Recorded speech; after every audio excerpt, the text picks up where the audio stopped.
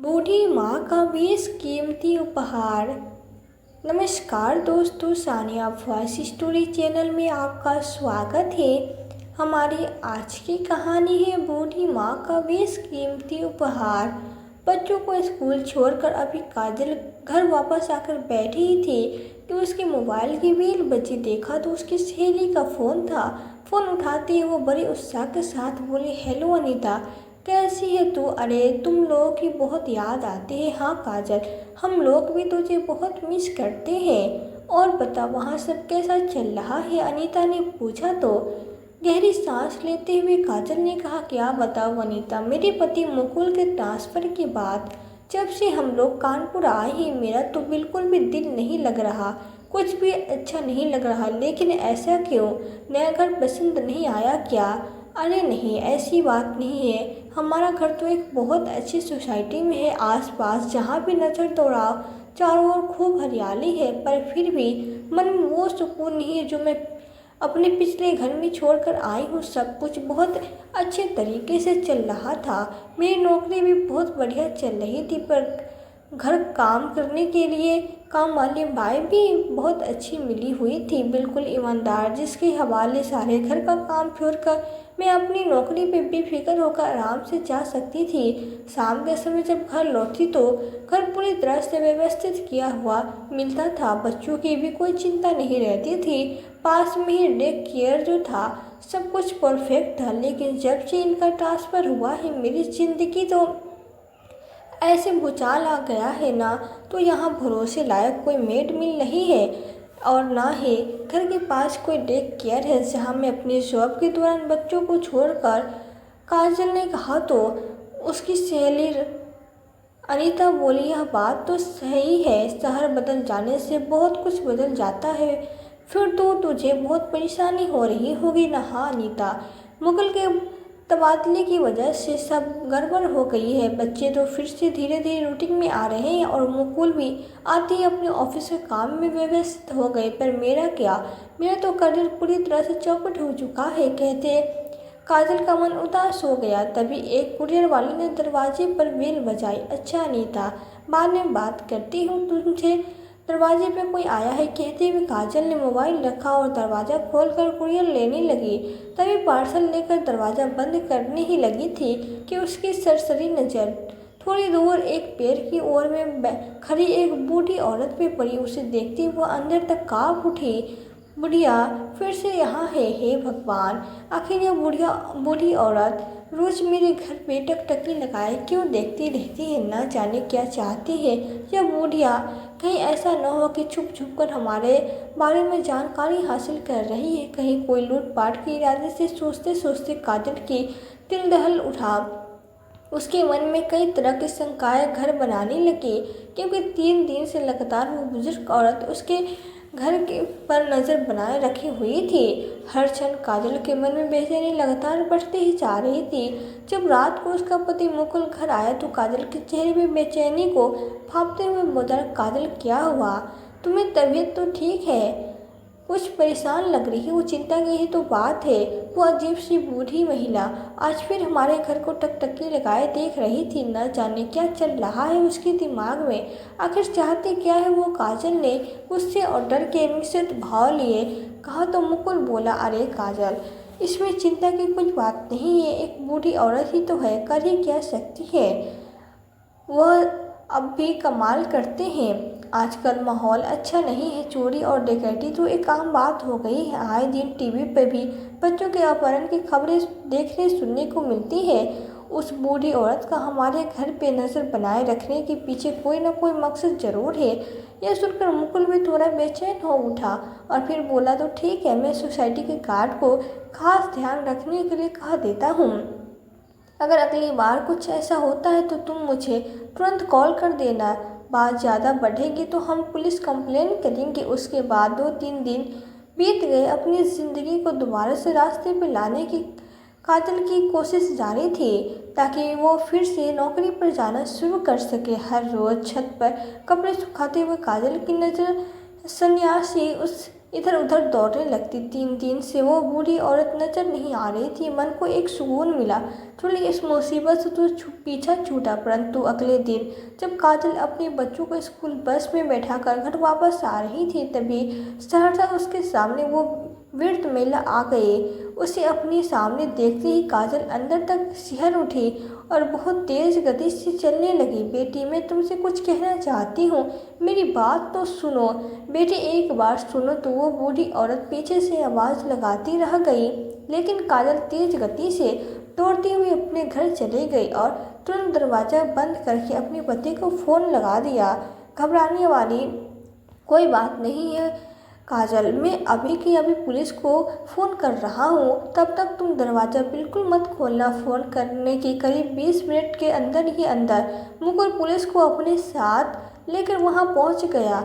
वो वृद्ध औरत पास वहीं पेड़ की ओट में बैठी थी, वहाँ पर जहाँ बैठकर वो हमेशा उस घर की ओर टकटकी लगाए देखती रहती थी। पुलिस ने सख्ती से उस औरत से पूछताछ की और फिर सोसाइटी के अन्य लोगों से भी कुछ सवाल पूछे, परंतु सारी पूछताछ के बाद जो कुछ भी सामने निकल कर आया उसे सुनकर मुकुल के पैरों तले जमीन खिसक गई। थोड़ी देर बाद घर की बेल बजी तो काजल ने दरवाज़ा खोला तो देख कर हैरान रह गई, क्योंकि दरवाजे पे मुकुल उस बूढ़ी औरत के साथ खड़ा था। वो कभी मुकुल की ओर देखती तो कभी उस बूढ़ी औरत को। इससे पहले कि वो कुछ पूछती, मुकुल घर के अंदर आया और वृद्ध औरत गेट पे ही खड़ी रही। यह क्या मुकुल, यह तो वही औरत है ना जिसके बारे में मैंने आपको बताया था, तो फिर आप उसे यहाँ लेकर क्यों आए? गुस्से में काजल ने पूछा तो मुकुल बोला, काजल, मैं तो पुलिस को अपने साथ लेकर आया था यह जानने के लिए कि यह औरत कौन है और हमारे ही पीछे क्यों पड़ी है। लेकिन काजल, पूछताछ में जो कुछ भी सामने आया है ना, उसे अगर तुम सुनोगी तो तुम भी हैरान रह जाओगे। लेकिन ऐसा क्या पता चला?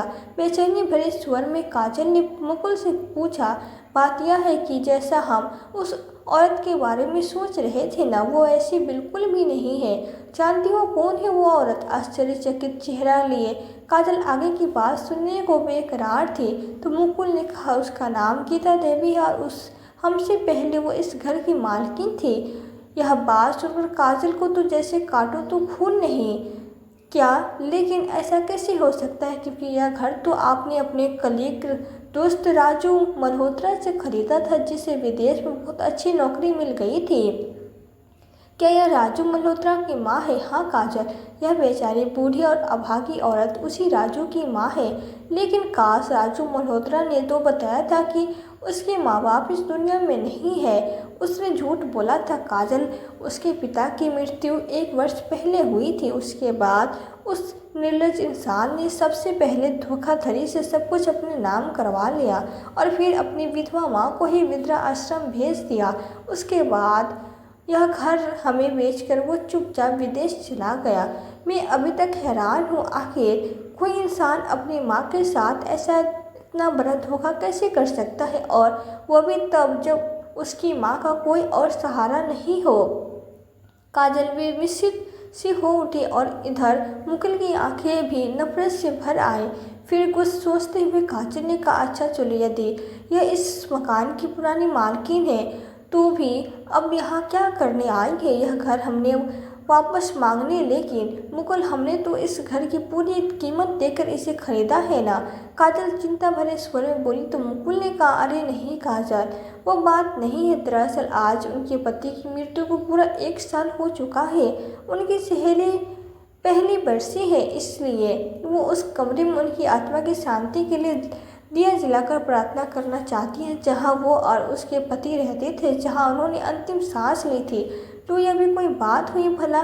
यह घर अब उनका थोड़ी ना है और ना ही उस कमरे में अब उनका कोई लेना देना है। फिर यहाँ प्रार्थना करने से क्या ही फर्क पड़ने वाला है? मुझे तो इन बातों पर मैं बिल्कुल विश्वास नहीं है। अरे काजल, वह तुम्हारी सोच है, तुम्हारी आस्था नहीं तो सही, उनकी तो है। और यदि हमारी एक हाथ से किसी को थोड़ी सी खुशी मिल जाती है तो हमारा चला ही किया जाएगा। करने देते हैं उन्हें प्रार्थना, थोड़ी देर की तो बात है। हाँ, बात तो ठीक है आपकी, आप उन्हें अंदर बुला लीजिए, अनमने ढंग से काजल ने कहा तो मुकुल जाकर गीता देवी जी को अंदर लेकर आ गया।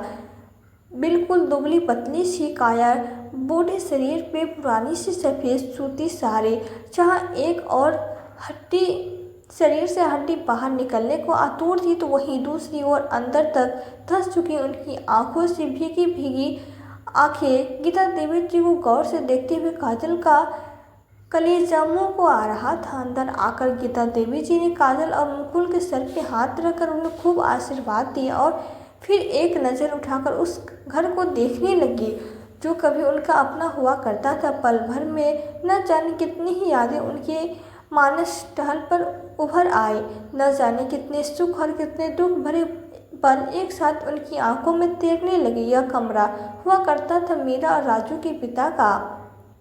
कोने वाले कमरे की ओर इशारा करते हुए गीता देवी जी रंधे गल स्वर में बोली तो मुकुल ने जाकर उस कमरे का दरवाजा खोल दिया। हाथ जोड़कर मुकुल और काजल का आभार प्रकट करते हुए वे कमरे के भीतर चली गई। कमरे को नजर भर कर देखते हुए उनकी आंखों में आंसू बह निकले और फिर अपनी साड़ी के पल्लू से आंसुओं को पोंछते हुए वो एक कोने में जाकर बैठ गई और दिया जलाकर प्रार्थना करने लगी। प्रार्थना करते हुए भी उनकी बंद आंखों से लगातार आंसू बहते जा रहे थे। जब कुछ समय बाद प्रार्थना करके वो कमरे से बाहर आई तो वापस काजल और मुकुल को ढेर आशीर्वाद देने लगी और फिर बोली, एक समय था बेटा जब इस घर में मैं दुल्हन बन के आई थी और उस समय तो मैंने यही सोचा था कि अब इस घर से मेरी अर्थी ही उठेगी, परंतु कहते कहते गीता देवी जी का स्वर रुआसा हो गया। फिर कुछ पलों के अंतराल के बाद घर को निहारते हुए बोले, अपने परिवार के साथ मैंने यहाँ जिंदगी की कितने ही खूबसूरत और खट्टे मीठे पल बिताए थे, लेकिन राजू के पिताजी के जाने के साथ ही जैसे सब कुछ खत्म हो गया। काजल और मुकुल गीता देवी जी की बातें चुपचाप सुन रहे थे। गीता देवी जी जाने से पहले घर के हर हिस्से को निहारते हुए मानो वो दृश्य अपनी आंखों में भर लेना चाहती थी।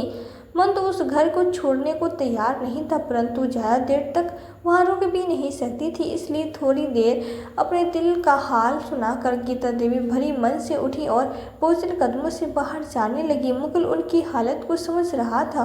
वो मन ही मन गीता देवी जी के लिए थोड़ा चिंतित हो उठा था। अरे माँ जी, आप बैठिए, काजल आपके लिए चाय बनाकर लाती है, अब चाय पीकर ही जाइए। नहीं नहीं बेटा, तुमने मेरी इच्छा का मान रखा, मेरे लिए इतना ही है, बहुत है। अरे नहीं माँ जी, आप यहाँ बैठिए, मैं बस कुछ ही देर में चाय लेकर आई। कहते हुए काजल रसोई घर में चली गई। गीता देवी जी वापस सोफे पे आकर बैठ गई।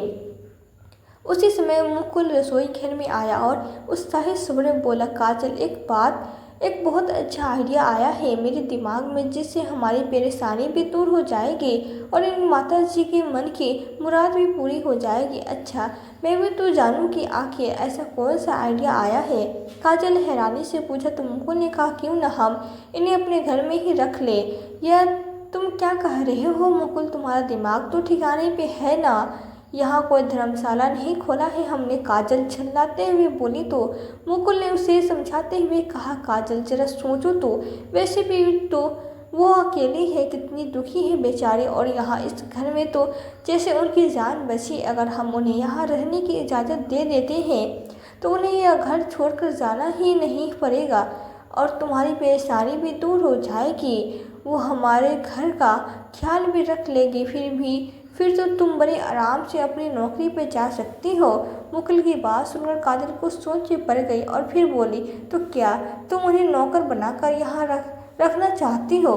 तो मुकुल ने कहा, अरे नहीं, हम उन्हें कोई तनख्वाह नहीं देंगे, इन्हें तो हम अच्छा पहनने और खाने को देंगे, और वैसे भी काम के लिए तो काम वाली बाई आती है, लेकिन उनके यहाँ रहने से हम यह फ़ायदा हो जाएगा कि यह घर के सदस्य की तरह काम वाली बाई पर भी नज़र रख लेगी और हमारी अनुपस्थिति में घर का ख्याल भी रख लेगी। फिर तो तुम भी टेंशन फ्री होकर अपनी नौकरी पर जा सकती हो, क्योंकि घर का काम और बच्चों को संभालने के लिए पीछे से माँ जी तो होंगी ही। अच्छा, तो यह आइडिया है तुम्हारा, मान गई तुम्हें, लेकिन क्या माताजी इस बात के लिए राजी होगी? लो, यह भी कोई पूछने वाली बात है, जहाँ उनकी जान बची है हम तो उन्हें उस घर में रहने का मौका दे रहे हैं। वो माना तो नहीं कर ही नहीं सकती, लेकिन मुकुल सोचने वाली बात है कि उन्हें तो उनके बेटे ने ही धुतकार दिया। ऐसा तो नहीं कि यह माजी ही अच्छे स्वभाव की न हो। कहीं ऐसा न हो कि एक दिन ऐसा आ जाए कि वो मालकिन बनके हमारे घर पे अपना हक समझाने लगे। अरे काजल, ऐसा कुछ नहीं होगा, तुम निश्चित रहो। यह सुनकर काजल चुप रह गई और फिर सोचने लगी, बात तो ठीक है, माँ जी के यहाँ रहने से मुझे बहुत सुख हो जाएगा। अभी तो मुझे ज़रूरत है तो उन्हें यहाँ रख लेती हूँ, फिर अगर उन्होंने कुछ ऐसा वैसा किया तो निकाल बाहर करूँगी उन्हें। वैसे भी यह घर हमारे नाम पे ही है, तो यह बूढ़ी औरत कर ही क्या सकती है। अरे काजल, किस सोच में पड़ गई तुम? चाय लेकर बाहर आओ, फिर उनसे बात करके देखते हैं, कहकर मुकुल रसोई घर से बाहर आ गया। चाय पीते हुए मुकुल ने कहा, माँ जी, हम आपका दुख समझ सकते हैं। जिस जगह के साथ इंसान की इतनी यादें जुड़ी हो, उस जगह को यूँ छोड़कर जाना आसान नहीं होता। इसलिए हम लोग यह चाहते हैं कि आप यहीं इसी घर में रुक जाइए। काजल के प्रस्ताव पर गीता देवी जी की आंखों में चमक आ गई। उन्हें अपने कानों पे यकीन नहीं हो रहा था। आखिर मन ही मन वो भी तो यही चाहती थी, परंतु फिर उनके दिमाग में ख्याल आया कि जमाना तो इतना स्वार्थी है कि अपना सगा बेटा भी पैसे के लालच में दत्तर की ठोकरें खाने के लिए छोड़ देता है। जब अपना बेटा ही अपना न रहा तो फिर पराए लोगों से कैसे उम्मीद लगा लो? कोई मुझे बिना मतलब के अपने पास क्यों रखेगा? यह सोचकर फीकी सी मुस्कान लिए गीता देवी जी बोली, अरे नहीं, मैं ये वही वृद्धाश्रम में ही ठीक हूँ, और वैसे भी मेरे यहाँ रहने से आप लोगों को परेशानी होगी। इतना सुनते ही काजल तपाक से बोली, अरे नहीं, परेशानी क्यों होगी, बल्कि आपके यहाँ रहने से तो हमें आराम हो जाएगा। मेरा मतलब आप बेझिझक यहाँ रह सकती है, हमें कोई परेशानी नहीं होगी। गीता देवी जी काजल की बातों के पीछे छिपी मानसा समझ चुकी थी। जिंदगी से मिले कड़वे अनुभवों ने उन्हें बहुत कुछ सिखा दिया था, लेकिन फिर भी सब कुछ समझते हुए भी उस घर में वापस रहने को मोह में गीता देवी जी उन्हें मना न कर सकी और उन लोगों के साथ उस घर में रहने आ गई। गीता देवी जी ने आते ही किसी जादूगर की तरह पूरे घर को सुव्यवस्थित कर दिया और घर की सारी जिम्मेदारियां बखूबी संभाल ली। हालांकि ये दोनों बच्चे, परी और बंटी को एक अजनबी औरत के साथ रहना थोड़ा अजीब लग रहा था। गीता देवी जी को वहाँ आए 1 सप्ताह बीत चुका था, परंतु बच्चे उस बूढ़ी औरत को अपनाने को तैयार ही नहीं थे। फिर एक दिन दोपहर को बच्चे स्कूल से घर लौटे और बोले, मम्मी, कल हमारे स्कूल में ग्रैंड पेरेंट्स डे है।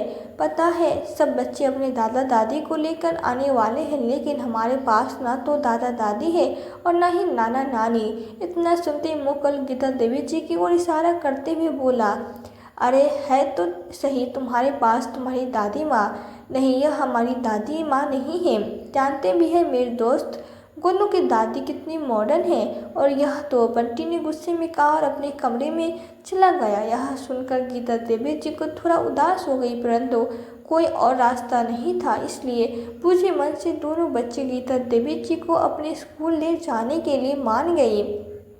एक गाड़ी नई साड़ी पहनकर लक्ष्मी जी बच्चों के स्कूल जाने को तैयार हो गई। मुकुल अपनी गाड़ी से उन्हें और बच्चों को स्कूल में छोड़ आया। दोपहर को जब वे घर लौटे तो दोनों दादी की तारीफ करते नहीं थक रहे थे। मम्मी, पता है आपको, स्कूल में सभी इवेंट में दादी ने इतना अच्छा परफॉर्म किया है कि सब लोग उनकी तारीफ कर रहे थे। उन्होंने तो स्पोर्ट इवेंट में भी भाग लिया और गोलू की दादी को भी हरा दिया। हमारी दादी तो सुपरस्टार है, कहते भी दोनों बच्चे बहुत उत्साहित थे। गीता देवी जी ने अपने सरल और हंसमुख स्वभाव से बच्चों को भी अपना बना लिया। बच्चे उन्हें दादी माँ कहकर बुलाते थे। उनकी निगरानी में घर के सभी काम सुचारू रूप से होने लगे। बच्चे अक्सर दादी माँ के पास सोने की जिद करते, इसलिए काजल ने उनका बिस्तर भी बच्चों के कमरे में ही लगवा दिया। आज सुबह जब काजल सोकर उठी तो 7 बज रहे थे। अरे बाप रे, आज तो बहुत देर हो गई, कहीं बच्चे की स्कूल बस न छूट जाए। सोचते हुए जल्दी से कमरे से बाहर निकली तो देखा दोनों बच्चे स्कूल यूनिफॉर्म पहनकर तैयार हो चुके थे और गीता देवी जी उन्हें नाश्ता खिला रही थी। बच्चों के टिफिन भी तैयार थे। यह देखकर जहाँ एक और काजल हैरान हो गई और वहीं दूसरी ओर उसके मन में बहुत सुकून मिला। यही सब तो चाहती थी वो। जब काजल पर घर की जिम्मेदारियों का ज़्यादा भार नहीं था, इसलिए उसने अब नौकरी के लिए ज्वाइनिंग आवेदन भेज कुछ ही दिनों में उसे नौकरी मिल गई।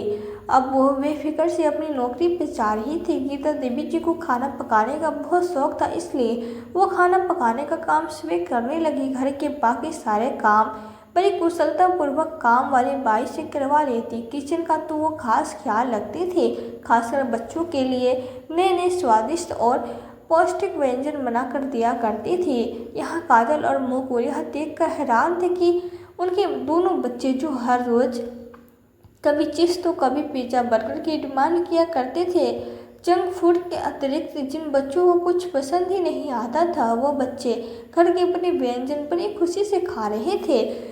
दोनों बच्चे जो देर रात तक टीवी में चिपके रहते थे, अब दादी माँ के से इस कदर घुल मिल गए थे कि रात को सोते समय टीवी देखने की जगह दादी माँ से कहानी सुना करती थे। गीता देवी जी धार्मिक कहानियाँ सुनाकर दोनों बच्चों में अच्छे संस्कार डाल रही थी। बच्चों में आए इस सुखद परिवर्तन को देखकर काजल और मुकुल फूले न समा रहे थे, क्योंकि उन दोनों ने कभी अपने बच्चों के साथ इस तरह समय गुजारा ही नहीं था। पहली बार आज उन दोनों ने महसूस किया था कि घर में बड़े बुजुर्गों की उपस्थिति में से बच्चों पर कितना अच्छा प्रभाव पड़ता है, क्योंकि मुगल के माता पिता तो बहुत पहले ही गुजर चुके थे, इसलिए उनके बच्चे आज तक इस सुख से वंचित रहे थे। आज गीता देवी जी ने परी और बंटी को सुबह सुबह जगाया तो वे दोनों बोले, नहीं दादी, आज हम स्कूल नहीं जाएंगे। लेकिन बेटा, स्कूल की छुट्टी करना तो अच्छी बात नहीं है, गीता देवी ने कहा तो परी बोली, अरे नहीं दादी, आज बहुत स्पेशल दिन है। आज मम्मी और पापा की मैरिज एनिवर्सरी है, इसलिए आज तो घर पे पार्टी होगी। अच्छा बच्चों, तो यह बात है, तो चलो जल्दी से तैयार हो जाओ, आज मिलकर पूरा घर सजा देते हैं। गीता देवी जी ने कहा तो दोनों बच्चे बहुत उत्साहित हो गए। कुछ ही देर में उन्होंने घर को बहुत अच्छे से सजा दिया। यह देखकर काजल और मुकुल को बहुत खुशी हुई, क्योंकि आज से पहले बच्चों ने कभी उनके लिए ऐसा कुछ खास नहीं किया था। मम्मी पापा, आपको हमारा सरप्राइज कैसा लगा? बच्चों ने पूछा तो काजल बोली, बहुत अच्छा, इतना अच्छा लगा कि बता ही नहीं सकते। कहते हुए काजल ने बच्चों को बाहों में भर लिया। तो बंटू ने कहा, हमें पता था आपको जरूर पसंद आएगा, यह सब दादी का प्लान था। यह सुनकर काजल मन ही मन गीता देवी जी के प्रति कृतज्ञ हो उठी। शाम के समय पहनने के लिए काजल ने अलमारी से अपने गहने निकाले, लेकिन गलती से गहनों का बक्सा वही बेड पे ही छोड़ दिया और फिर बच्चों को दादी के पास छोड़कर मुकुल के साथ शॉपिंग करने चली गई। लेकिन जिस समय वो लोग घर वापस आए तो उनकी हैरानी का ठिकाना न रहा। गीता देवी जी तो घर से गायब थी और बच्चे घर पे बिल्कुल अकेले थे। बेटा, दादी कहाँ गई? मुकुल ने बच्चों से पूछा। पापा, वो दादी तो कहीं बाहर गई है, जाते जाते उन्होंने घर का दरवाज़ा अंदर से बंद करने को कह दिया था। यह सुनते ही काजल के मन में एक शक पैदा हुआ कि फिर उसे ध्यान आया कि उसने तो अपने सोने के गहनों का बक्सा अलमारी के बाहर ही रख दिया था। परंतु उसने कमरे में जाकर देखा तो उसके पसीने छूट गए, क्योंकि गहने भी वहाँ नहीं थे। अब उसका शक यकीन में बदलने देर नहीं लगी। वो बच्चों के पास आई और बोली, जब दादी बाहर गई थी तो क्या उसके हाथ में कुछ था? तो परी बोली, हाँ मम्मी, उनके हाथ में एक बैग था, देखा हुआ था, जिसका मुझे शक था। चली गई ने हमें लूट कर मेरे सारे गहने गायब और भी न जाने क्या क्या चुरा कर ले गई होगी। बहुत यकीन था न तुम्हें उस पर? काजल गुस्से में मुकुल पर चिल्ला पड़ी। यह सुनकर मुकुल भी हैरान रह गया। इस बात की तो उसे भी उम्मीद नहीं थी। थोड़ी देर बीत चुकी थी, तभी दरवाजे की घंटी बजी और गीता देवी जी घर के अंदर आए। तभी मुकुल ने पूछा, अरे माँ जी, आप कहाँ चली गई थी? पता है हम कितने परेशान हो गए थे। गीता देवी जी ने मुस्कुराते हुए एक शॉपिंग बैग मुकुल को और बढ़ाया और एक छोटा सा उपहार काजल को दिया। यह क्या है माँ जी? मुकुल ने पूछा तो गीता देवी जी बोली, यह तुम दोनों के लिए शादी की सालगिरह का उपहार है। जुग जुग जियो मेरे बच्चों, तुम्हारा ये रिश्ता यूं ही बने रहे, मेरी भगवान से प्रार्थना है। मुकुल ने बैग खोलकर देखा तो उसमें उसके लिए एक शर्ट पैंट थी, जिसे देखकर मुकुल के चेहरे पे मुस्कान आ गई। और काजल ने अपना उपहार खोलकर देखा तो देखकर चौंक गई। उसमें एक खूबसूरत सी अंगूठी थी। हैरानी से वो बोली, माँ जी, यह अंगूठी तो सोने की लगती है। हाँ बेटे, यह अंगूठी सोने की है। बहुत मन था मेरा कि तुम्हारे लिए इस खास दिन पे कुछ खास उपहार लेकर आऊं। मेरे पास कुछ ज़्यादा तो नहीं था, बस यही एक सोने की अंगूठी थी, जिसे मैंने अपने पास बहुत संभाल कर रखा था। लेकिन अब सोचती हूँ कि इसे रख कर भला मैं क्या करूँगी, इसलिए बाजार जाकर इस अंगूठी को तुलवा कर ले आई। तुम इसे अपने हाथ में पहनना, बहुत खूबसूरत लगेगी। यह सुनकर काजल की आंखें खुली की खुली रह गई। फिर बोली, तो माँ जी, क्या आप इसलिए गई थी? हाँ बेटी, और तुम्हारे गहने जो तुमने बाहर रख दिए थे, मैंने उन्हें वापस अलमारी में रखकर ताला लगा दिया था। अब तो काजल की आत्म आंता उसे कचोटने लगी। वो तो यह सोचकर मन ही मन शर्मिंदा हो रही थी कि जिसे लाचार समझ के मैंने अपने फायदे के लिए आसरा दिया था। उस ममताई माँ का दिल इतना बड़ा था कि अपने पास बचे इकलौते गहने को भी मुझे सौंप दिया, जिससे हमें और हमारे बच्चों को और अपने बच्चों की तरह प्यार दिया। उसकी निस्वार्थ सेवा के बावजूद मैंने उस पर इतना बड़ा आरोप कैसे लगा दिया? सोचते हुए उसकी आंखों में पश्चाताप के आंसू आ गए। नहीं माँ जी, मैं इसे अपने पास नहीं रख सकती, यह आपकी अमानत है। काजल ने भरी आंखें लिए कहा तो गीता देवी जी बोली, बेटी, यह एक माँ का आशीर्वाद है, इसे रख लो। यह पता आगे कभी किसी मौके पे तुम कुछ देने के लिए मैं जिंदा रहूं या ना रहूं। नहीं नहीं माँ जी, आप ऐसे शब्द अपने मुंह से कभी मत निकालिएगा।